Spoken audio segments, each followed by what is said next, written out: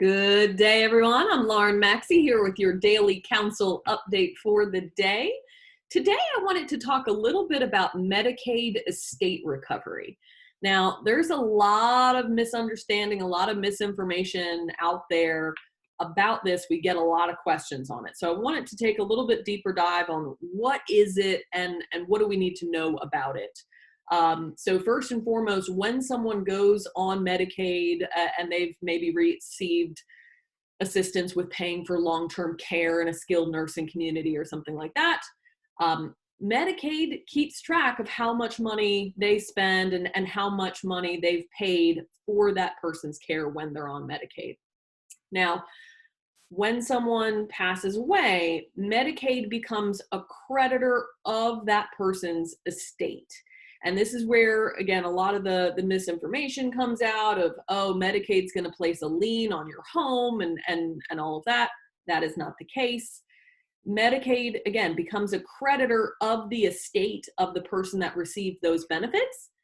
Now, if proper planning is not done and the house is just sitting there in someone's name, then Medicaid can pull that house back into the estate administration process, liquidate it, and receive their money from that. Again, there are certain planning tools that we can implement. I've touched on that in another video of how to save the house.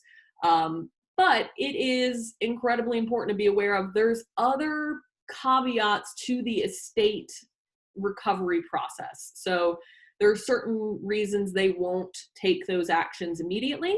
And again, certain waivers that may be capitalized on. So something, if you have a loved one that's gone through that process and they've passed away and you've gotten that estate recovery notice and they're placing a claim on someone's estate, give us a call. We're happy to walk through it. First and foremost, we always look at, is there a waiver? Is there some way of claiming what's called an undue hardship and to get this taken care of?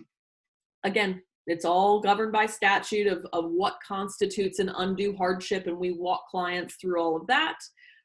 Another common example is if there's a surviving spouse that's still living in the house. They're not going to force liquidation of that house at that point, but they potentially will wait until the surviving spouse has passed away to make that claim and pull that back in. So it's just things to be aware of how that estate recovery process works.